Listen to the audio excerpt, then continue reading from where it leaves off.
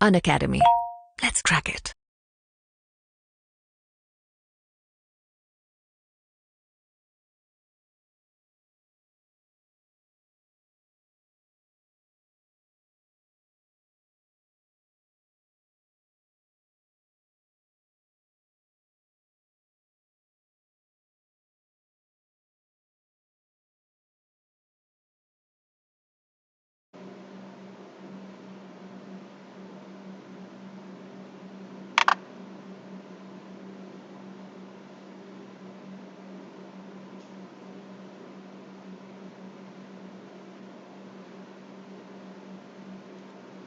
So very good evening to all of you.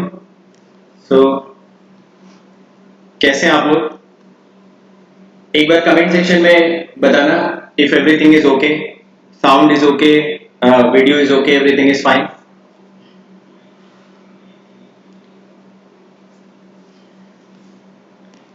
So I think everything is perfect, correct?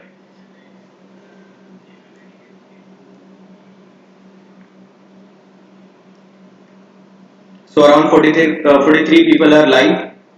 So guys, share this session here, like this video, and subscribe the channel if you already not subscribed this channel.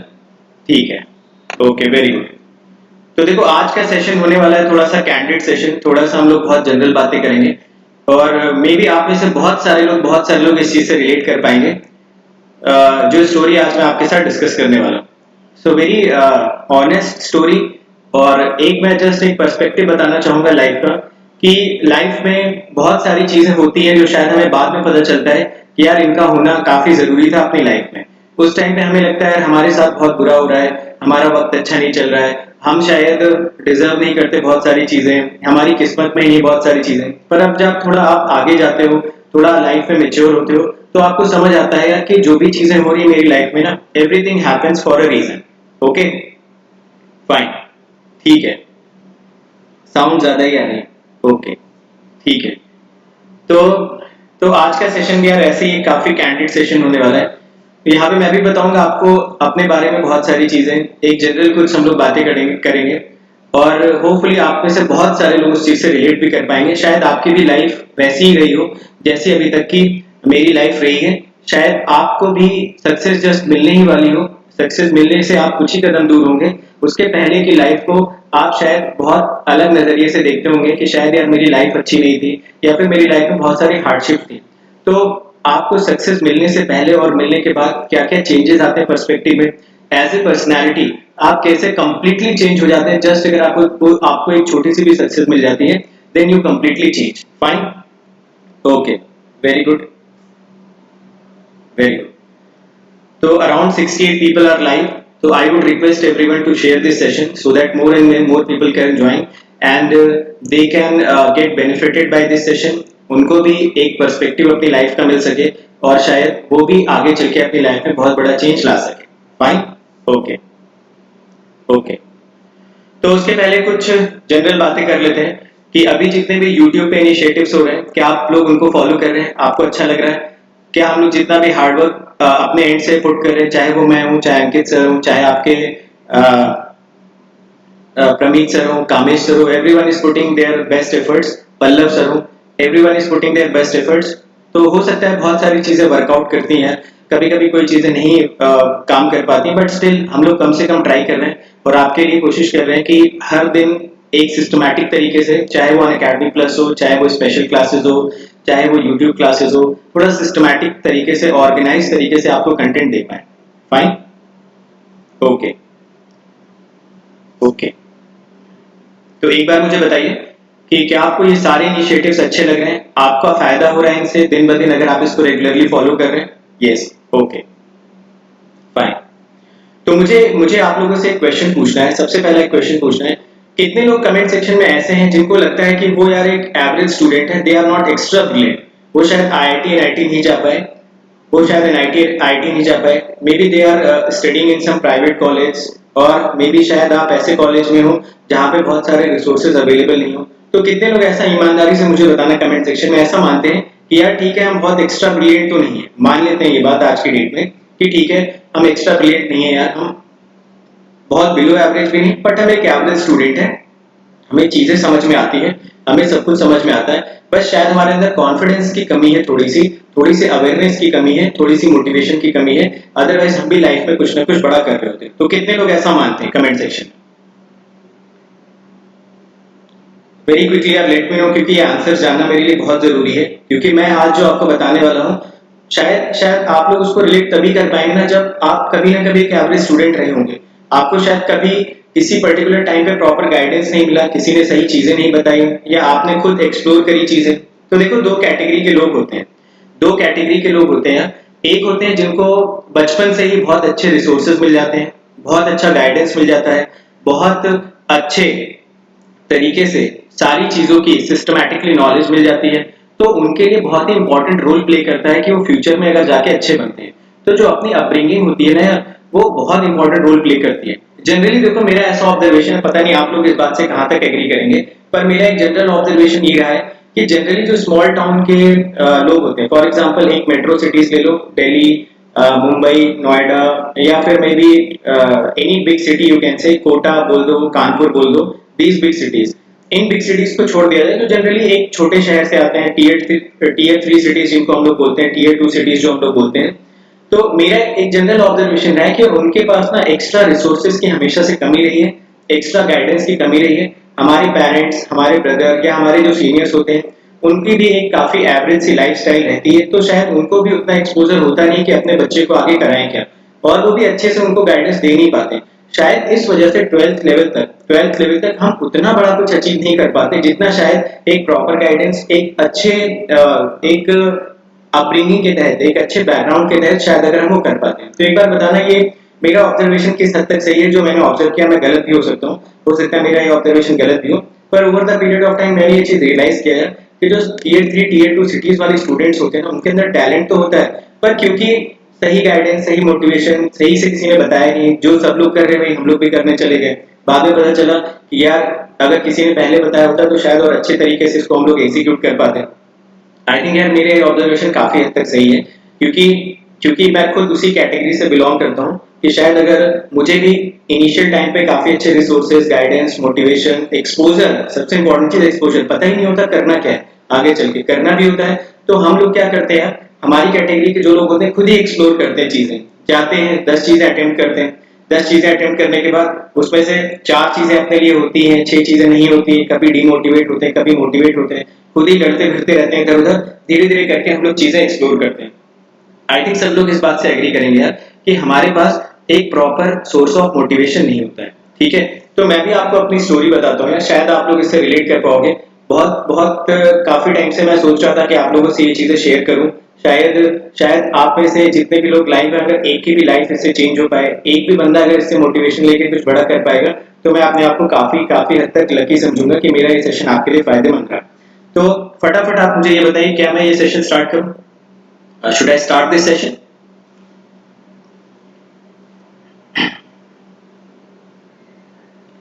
I think I should start the session. Okay, very good, very good. तो देखो, session यार share करते रहना है, video को like करते रहना है। अगर आप सेशन को बाद में भी देख रहे हैं, then also you have to understand every point which I am making there, ताकि आप इनको काफी अच्छे से समझ पाए। Perfect, okay okay. तो मैं यार अपना आपको एक स्टोरी अपनी सुनाना चाहता हूँ। बहुत सारे लोग इससे रिलेट करेंगे, बहुत सारे लोग मोटिवेटेड भी होंगे, और बहुत सारे लोग कुछ बड़ा करने की कोशिश भी करेंगे। तो मैं बताता हूँ आपको कि मेरी लाइफ में ऐसा क्या क्या हुआ, और उनसे क्या क्या चीजें मैंने सीखी, क्या क्या मेरा स्ट्रगल रहा, कहाँ कहाँ पे मैं मोटिवेट डिमोटिवेट हुआ, और उसके बेसिस पे आज मैं कहाँ पे हूँ, और आज मेरा थॉट प्रोसेस क्या है पहले के कंपैरिजन। परफेक्ट, ओके, चलो शुरू करते हैं। तो मैं आपको बताना चाहूंगा, वैसे तो मैं 10th से आपको स्टार्ट करता हूँ। तो मैं 10th में जब था, तो 10th में मेरी schooling actually UP board Hindi medium से हुई थी। तो जो हमारा एक टीयर 3 सिटी था या टीयर 3 टाउन था, वहां पे एक ही इंग्लिश मीडियम स्कूल था। तो वो इंग्लिश मीडियम स्कूल में बहुत प्रिविलेज्ड बच्चे पढ़ते थे, जो जिनको बचपन से गाइडेंस होता है। हमारे पास इतना एक्सपोजर था नहीं। तो up to 10th class I was in the government school, that too from Hindi medium. तो हिंदी मीडियम से यूपी बोर्ड में 10th मैंने वहां पे किया। 10th करने के बाद जब मैंने 10th किया, 10th करने के बाद भी कोई बहुत बड़े ड्रीम्स नहीं थे, कुछ ऐसा सोचा नहीं था कि लाइफ में आगे क्या करना है, या फिर कभी आईटी जेई की तैयारी करेंगे, या फिर क्या करेंगे, ऐसा कुछ बहुत बड़ा एक्सपोजर था नहीं।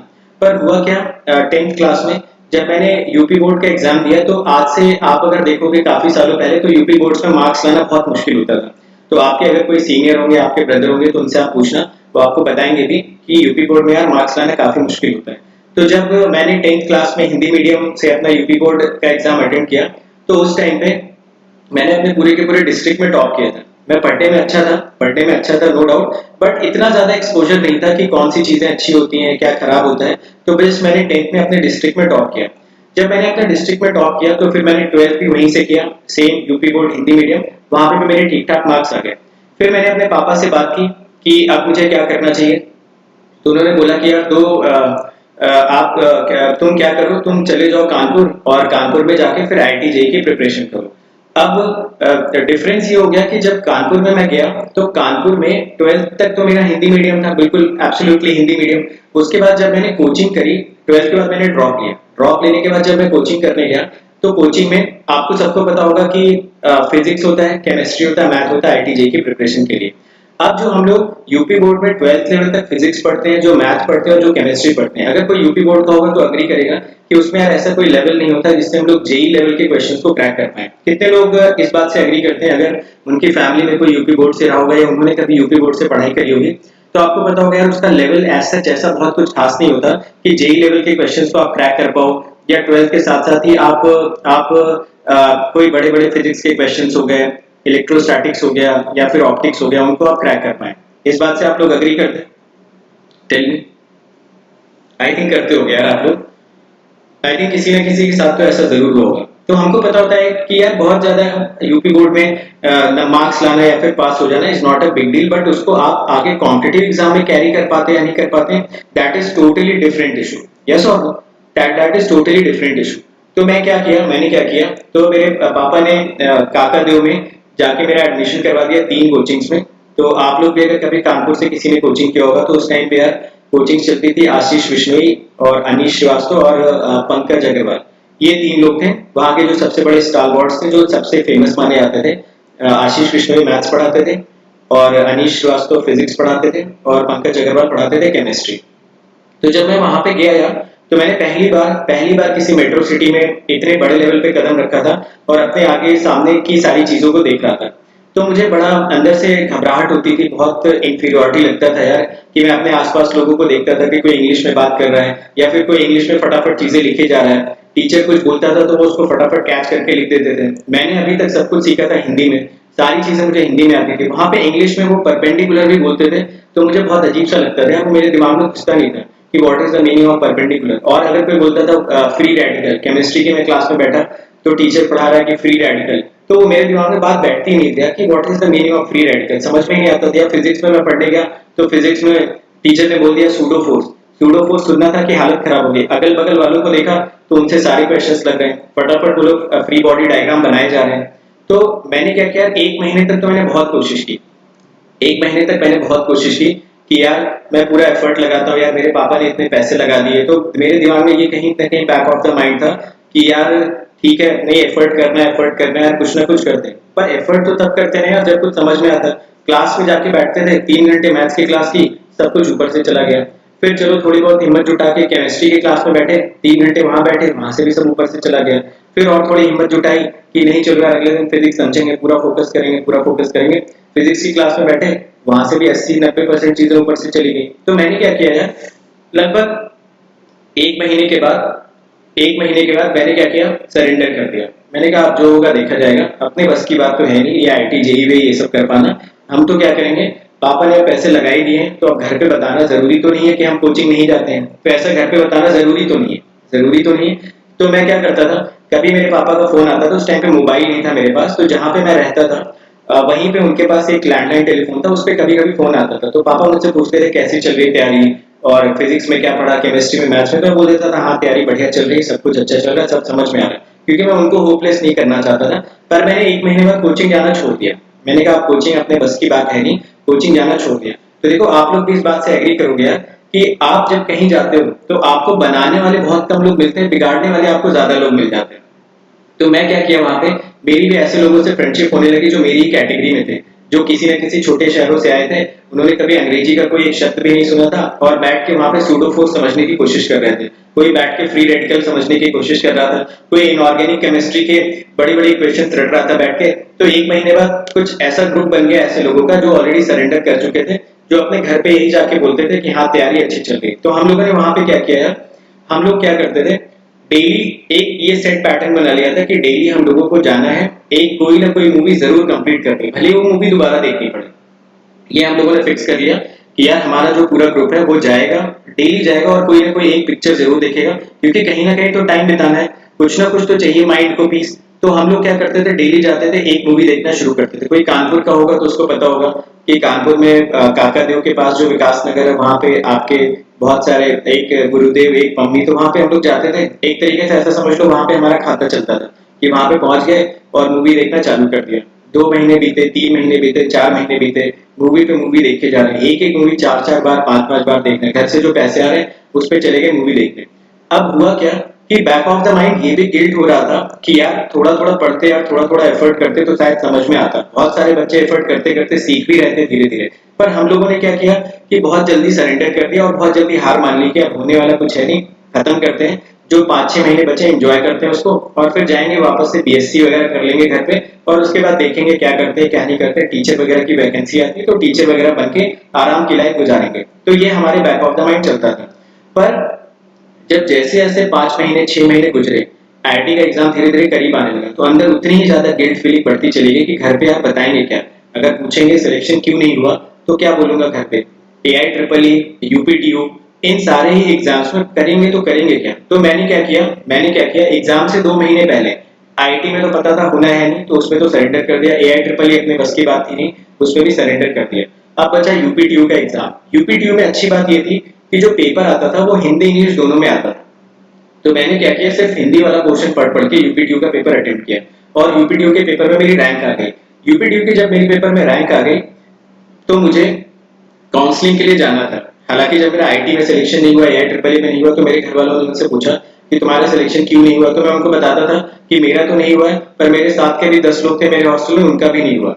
तो ये बात सुन के मैं थोड़ा कन्विंस करता था अपने आप को, अपनी फैमिली को भी कन्विंस करता था। पर मेरे पापा यार उस टाइम पे काफी निराश हुए मुझसे, क्योंकि उनको मुझसे काफी हाई एक्सपेक्टेशन थी। वो मुझसे काफी हाईली एक्सपेक्ट करते थे कि मैं कुछ बड़ा करूंगा लाइफ में और कहीं ना कहीं बहुत अच्छी जगह पे जाके सेटल होऊंगा। तो सबसे ज्यादा वो निराश हुए जब आईटी जेई का रिजल्ट आया। मुझे अंदर से पता था कि मेरा होने वाला है नहीं जेई में। मेरे पापा सबसे ज्यादा खुश थे उस दिन। वो गए कैफे पे, मेरा रोल नंबर लेके, रिजल्ट वगैरह देके मुझसे बोले तुम भी चलो, क्योंकि जब मेरा हाई स्कूल का रिजल्ट आता था तो मैं पापा के साथ जाता था रिजल्ट देखने के लिए, क्योंकि मुझे पता था कि मेरे बहुत अच्छे नंबर आने वाले हैं। 12th में भी जब मेरे बहुत अच्छे नंबर आते थे तो मैं उनके साथ जाता था बाइक पे, वो लेके जाते थे और रिजल्ट आता था तो वो बहुत खुश होते थे। जेई के टाइम पे भी उन्होंने मुझसे बोला कि चलो ठीक है बैठो, चलते रिजल्ट देख के आते हैं। तो मैंने बोला आप जाओ देख के आओ, मेरी तबीयत थोड़ी ठीक नहीं है। तो क्योंकि मुझे अंदर से पता था यार होने वाला तो है नहीं। फिर पापा जब जेई का रिजल्ट देख के आए, नॉट क्वालिफाइड उसमें आ गया, तो मतलब उनका चेहरा देख के मुझे बहुत गिल्ट फील हुआ अंदर से कि यार इन्होंने मुझसे इतनी ज्यादा एक्सपेक्टेशन थी, शायद अगर मैं थोड़ा एफर्ट करता है, थोड़ा सा पुश करता तो कुछ ना कुछ तो कम से कम एफर्ट तो लगाता। मैंने तो बहुत जल्दी हार मान ली। फिर खैर उन्होंने मुझे मोटिवेट किया, उन्होंने बोला ठीक है कोई बात नहीं, अभी लाइफ खत्म नहीं हुई, अभी आगे तुम कुछ बड़ा कर सकते हो। फिर मैं पहुंचा प्राइवेट कॉलेज में। कौन से कॉलेज में पहुंचा, वो कॉलेज था मेरा ये जेएसएस एकेडमी नोएडा। तो जब मैं जेएसएस में पहुंचा यार, तो जेएसएस असल में मेरा हमेशा से सपना था कि मैं किसी मेट्रो सिटी में जाऊंगा यार, और मेट्रो सिटी में जाके मैं वहां पे चीजें एक्सप्लोर करूंगा। तो वैसे तो मुझे आईआईटी लखनऊ भी मिल रहा था, आईआईटी लखनऊ भी मिल रहा था, पर मैंने जानबूझ के जेएसएस नोएडा चूज करा क्योंकि मुझे नोएडा दिल्ली वाले एनवायरमेंट में जाना था। तो मैं पहुंचा नोएडा। जब मैं जेएसएस नोएडा कॉलेज में पहुंचा तो कॉलेज तो यार मेरा बहुत अच्छा था, काफी अच्छा कॉलेज था, और वहां पे बहुत सारे अच्छे अच्छे स्टूडेंट्स भी थे। पर होता क्या है कि आपको जब कभी गिल्ट फील होता है ना, तो 1-2 दिन के लिए होता है। बहुत सारे लोग अग्री करेंगे कि हम बहुत कभी कभी मोटिवेटेड हो जाते हैं, हम अपने पेरेंट्स के बारे में सोचते हैं, अपनी फैमिली के बारे में सोचते हैं, और सोचते हैं यार आज तो जी जान लगा देंगे, पूरी रात पढ़ाई करेंगे। करते भी हम पढ़ाई, कर वो लॉन्ग टाइम तक कैरी फॉरवर्ड नहीं कर पाते, उसको लंबा खींच नहीं पाते। मेरे साथ भी हुआ। तो पापा का चेहरा मैंने देखा तो मुझे समझ आया यार कि ये बहुत दुखी तो है। पर जब मैं कॉलेज में पहुंचा, फिर से मैं वापस से कॉलेज की मौज मस्ती में पूरी तरीके से खो गया। कॉलेज में मुझे जो सबसे बड़ा शौक लगा था, वो शौक लगा था मूवीज देखने का। हालांकि वो कैरी फॉरवर्ड कानपुर से ही हुआ था, क्योंकि आदत तो पड़ चुकी थी मूवीज देखने की। तो कॉलेज में भी सेम हैबिट वहां पे भी कल्टीवेट होती चली गई। वहां पे भी परसेंटेज एवरेज आते रहे, कभी किसी सब्जेक्ट में एज सच कोई टॉप नहीं किया, ना ही बहुत हाईली कभी परसेंटेज आए। परसेंटेज ऐसे 65 से 70 के बीच में वेरी करते रहे कॉलेज में भी, तो एक एवरेज स्टूडेंट थे। बट हाँ, वहाँ पे एंजॉय पूरा करते थे, कभी भी हॉस्टल में नहीं रहे, बाहर रूम लेके रहते थे, मूवीज देखना, घूमना फिरना और बहुत सारी चीजें हम लोग ऐसे करते थे जिससे गारंटीड था कि सक्सेस तो नहीं मिलने वाली है। बस ये था कि फाइनल ईयर तक जाते आते यार कहीं से जॉब मिल जाए तो अपनी इज्जत बच जाएगी, कम से कम मुंह दिखाने लायक हो जाएंगे कि यार चलो जॉब तो लग गई 4 साल के बाद। अब हुआ क्या, जब फाइनल ईयर आया, फाइनल ईयर में आपको पता है आपके कॉलेज में भी इन्फोसिस टीसीएस आती होगी, तो वो नहीं पूछती है जो 4 साल आप पढ़ते हो, वो तो कुछ और ही चीज पूछती है, एप्टीट्यूड किसी कोई पूछ रहा है, कोई कोई अलग सी चीज पूछ रहा है। तो सेम चीज वहां पे हुआ। लकीली और अनलकीली ऐसा हुआ कि जब मेरे फाइनल ईयर में इन्फोसिस की कंपनी आई तो उस टाइम पे शायद मेरी किस्मत अच्छी थी कि मेरा प्लेसमेंट हो गया इन्फोसिस में। अब जब मैं इन्फोसिस में गया यार, इन्फोसिस में मेरा प्लेसमेंट हो गया, मैं बहुत खुश था यार। इन्फोसिस में जिस दिन मेरा प्लेसमेंट हुआ, मैं आपको बताता हूँ ऑनेस्टली, मैं अपने दिल की बात बताता हूँ, इन्फोसिस का जो रिजल्ट आया था वो आया था रात में 2 बजे। आपको पता होगा कि इन्फोसिस वाले एक ही दिन में पूरा का पूरा रिजल्ट कराते हैं, एक ही दिन में इंटरव्यू करते हैं और रात में रिजल्ट वगैरह पूरा का पूरा बता के जाते हैं। तो ये कॉलेज में ही, जेएसएस में ही रात में 2 बजे रिजल्ट आया कि इन्फोसिस में प्लेसमेंट हो गया। वो जो खुशी थी इन्फोसिस में सिलेक्ट होने की उस रात, वो यार ईएससी में भी सिलेक्ट होने के बाद ना वो खुशी नहीं आई थी। आपका हमेशा आप याद रखना, जो आपकी पहली नौकरी होती है, जो आपकी पहली जॉब लगती है, डज नॉट मैटर कितने रुपए की लगी है या कितने लेवल की जॉब लगी है, पहली नौकरी की जो खुशी होती है ना, वो दुनिया की कोई भी दूसरी नौकरी रिप्लेस नहीं कर सकती। हो सकता है कल को आप you may earn in lakhs and in crore in per annum package, but जो आपकी पहली नौकरी लगी होगी ना, भले ही वो 20,000 25,000 की होगी, वो खुशी यार आपको दोबारा कभी भी नहीं मिल सकती। आई थिंक जिन लोगों ने कभी भी जिनका प्लेसमेंट हुआ होगा या जिनको कभी अचानक से पता चला होगा यार मेरा सिलेक्शन हो गया है और मैं नौकरी करने जा रहा हूँ, वो लोग इस बात से एग्री करेंगे कि पहली नौकरी की खुशी दुनिया की कोई भी दूसरी नौकरी रिप्लेस नहीं कर सकती। कितने लोग इस बात से एग्री करेंगे कि जो फर्स्ट जॉब की खुशी होती है वो दूसरी दुनिया की कोई भी जॉब लग जाए, कल को आप सिविल सर्वेंट भी बन जाओ, वो जो फील होता है, पहली फीलिंग जो होती है दिल में कि यार अब तो कमाने लगे हैं, अब तो पैसा आएगा अपने अकाउंट में अपनी मेहनत से, वो फीलिंग कभी दोबारा आपको आ ही नहीं सकती। एटलीस्ट मुझे तो नहीं आई थी यार दोबारा। मेरा ईएससी में भी सिलेक्शन हुआ, बहुत सारे सिलेक्शन हुए, बट वो फील कभी नहीं कर पाया जो पहली बार इन्फोसिस के लिए हुआ था।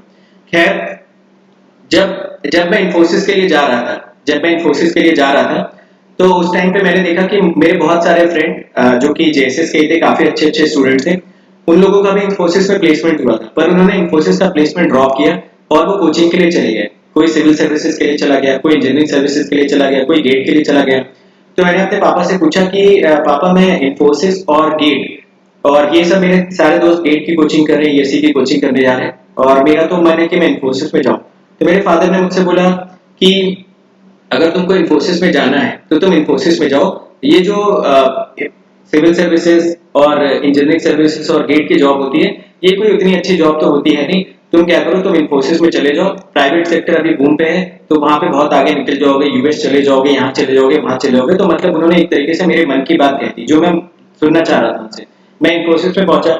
इन्फोसिस में यार आप कभी जाओगे तो मैं तो कहता हूँ आप पैसे दे के जाओ इन्फोसिस के कैंपस के अंदर।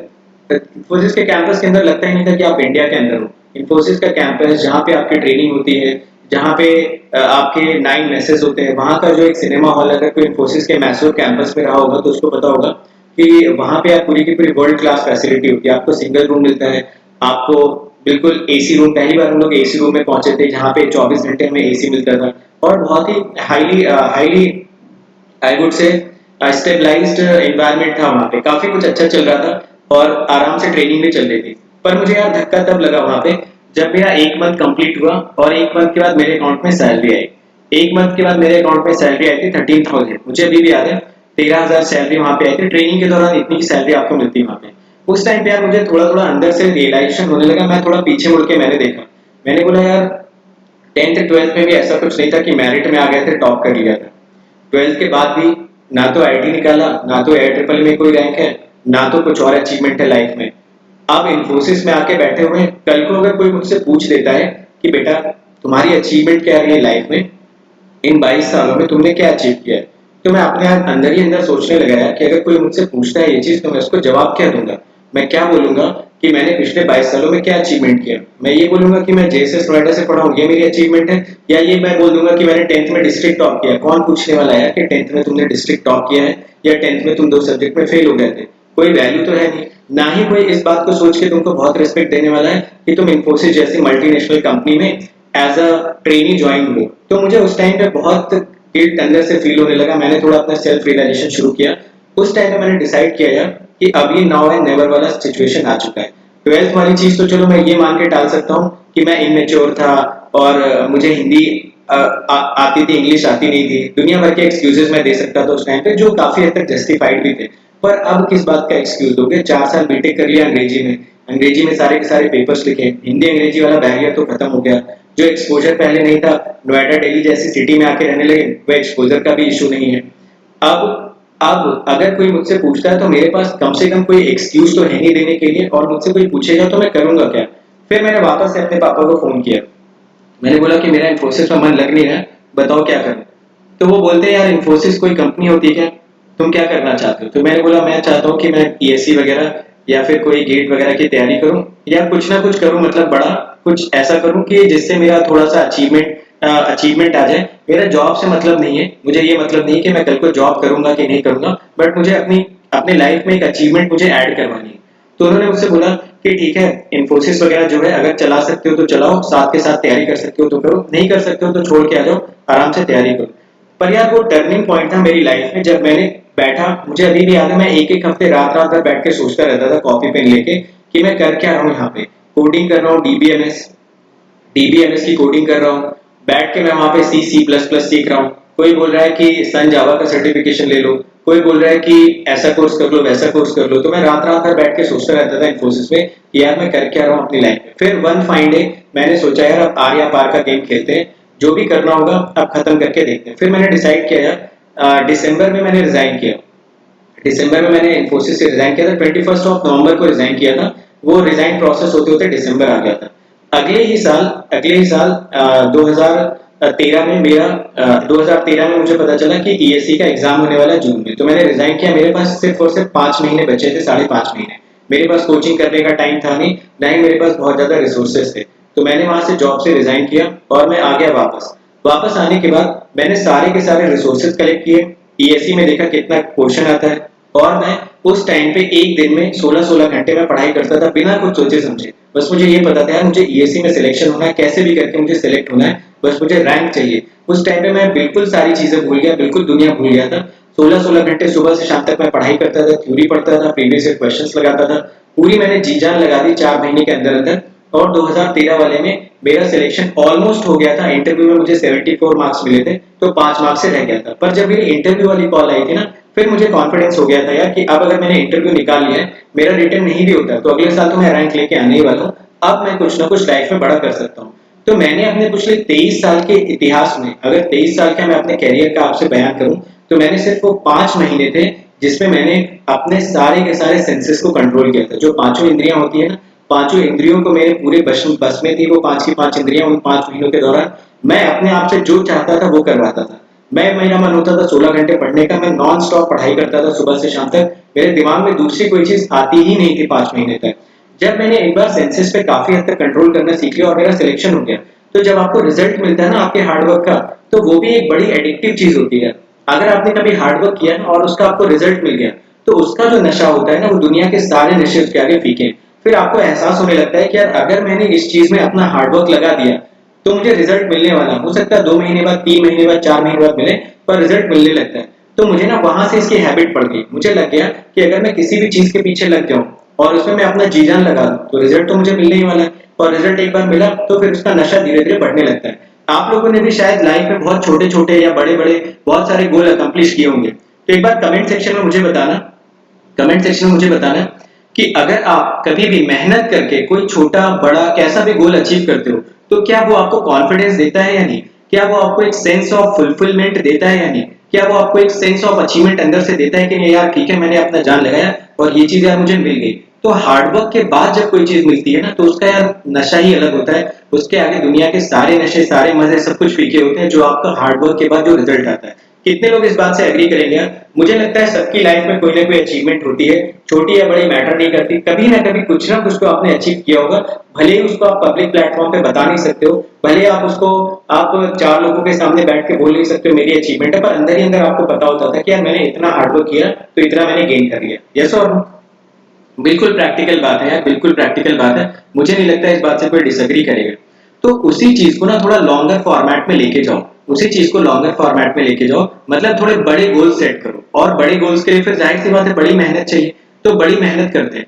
बड़ी गोल के लिए बड़ी मेहनत हमने की, जब मेहनत की तो जब उसका रिजल्ट मिला तो मुझे धीरे धीरे कॉन्फिडेंस आने लगा। फिर मेरे अंदर से जो फियर ऑफ फेलियर था ना, तो मैं किसी आईआईटी वाले को देखता था, किसी एनआईटी वाले को देखता था, तो मैं अपने आगे उसको कुछ समझता था नहीं। मुझे पता था कि ये बंदा अगर 4 घंटे पढ़ने वाला है ना, तो मैं 10 घंटे पढ़ूंगा, पर इसको मैं बीट करके दिखाऊंगा। ये मेरे अंदर कॉन्फिडेंस आने लगा जब मेरा रिटर्न में सिलेक्शन हो गया, क्योंकि मैंने देखा रिटर्न में उस टाइम पे 293 लोगों को कॉल आई थी इंटरव्यू की। तो मुझे लगा यार 293 में क्या मैं ही सिर्फ ऐसा हूँ? बहुत सारे आईआईटीज ने भी एग्जाम दिया होगा, बहुत सारे एनआईटी के बच्चे बैठे होंगे, बहुत सारे एचबीटीआई या फिर जो यूपीटीयू के टॉप के कॉलेजेस होते हैं उसके भी बच्चे बैठे होंगे। उसमें अगर मैं 293 बच्चों में आ गया, तो मेरे अंदर ऐसी क्या खराबी है? भले ही मैं आईटी नहीं जा पाया, किसी टाइम पे एनआईटी नहीं जा पाया, पर अभी तो मैंने 5 महीने के लिए सब कुछ कंट्रोल में रखा।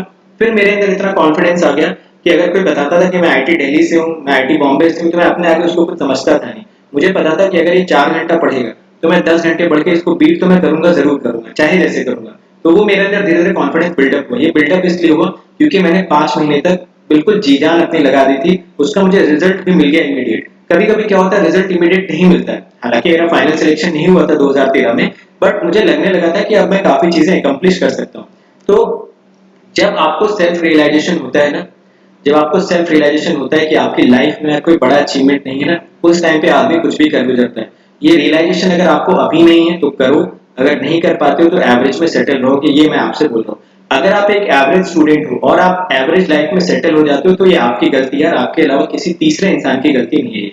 पर अगर आपने ये रियलाइज कर लिया कि यार कोई भी बड़ा अचीवमेंट, कुछ भी बड़ा अचीवमेंट अपनी लाइफ में नहीं है, मुझे अचीवमेंट के लिए पढ़ना है यार, मुझे अचीवमेंट के लिए GATE, PSC, PSU, engineering services, civil services, मैं अचीवमेंट लेना चाहता हूँ अपनी लाइफ में। मैं नौकरी का कभी भी बहुत बड़ा समर्थक नहीं रहा हूँ। मैं कभी किसी को नहीं बोलता हूँ कि आप नौकरी करने के लिए जॉब ज्वाइन करो। मेरा ये बिल्कुल मानना नहीं है कि आप जॉब निकालिए और नौकरी करने के लिए जॉब करिए। मैं हमेशा से इस चीज का समर्थक रहा हूँ कि आपको हमेशा अपनी लाइफ में अचीवमेंट्स को कैटर करना चाहिए। नौकरी, पैसे कमाना, job satisfaction, all these things becomes irrelevant once you start achieving bigger things। फिर आपके लिए गोल्स धीरे धीरे बड़े सेट करने पड़ते हैं। आपके आसपास ही ऐसे बहुत सारे मोटिवेशनल पीपल हैं। For example Ankit sir, Ankit sir से is a very big motivational story. जब मैं उनसे पहली बार मिला, तो देखो होता क्या है कि जब आप सक्सेसफुल होने लगते हो, जब आप छोटे छोटे हर्डल्स को क्रैक करते हो, तो आपको लाइक माइंडेड पीपल अपने आप मिलने लगते हैं। आप भी इस बात से एग्री करेंगे कि जैसे एनवायरनमेंट पे आप रहते हैं, जैसे मैंने बताया कि जब मैं मूवीज देखने लगा 12th के बाद,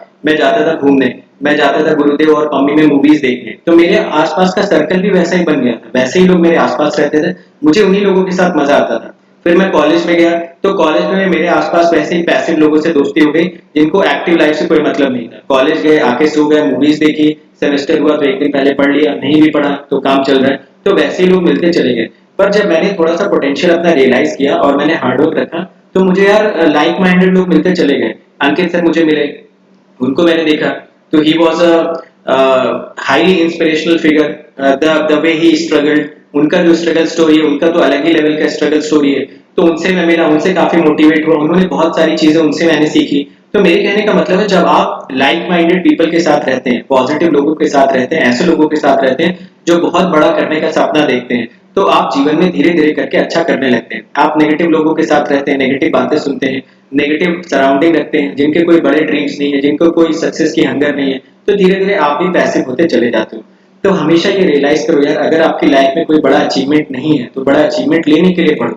नौकरी, PSU, engineering services examination, class 1 officer, gazetted officer, these things are irrelevant once you start achieving. और एक बात मेरी याद रखना कि अगर कभी भी आपको बड़ा करना है लाइफ में, आप बड़ा करना चाहते हो, तो उसके लिए उतना ही बड़ा आपका हार्डवर्क भी होना चाहिए। ठीक है। उसके बाद दोबारा मैंने इंजीनियरिंग सर्विसेज का एग्जामिनेशन दिया 2014 में।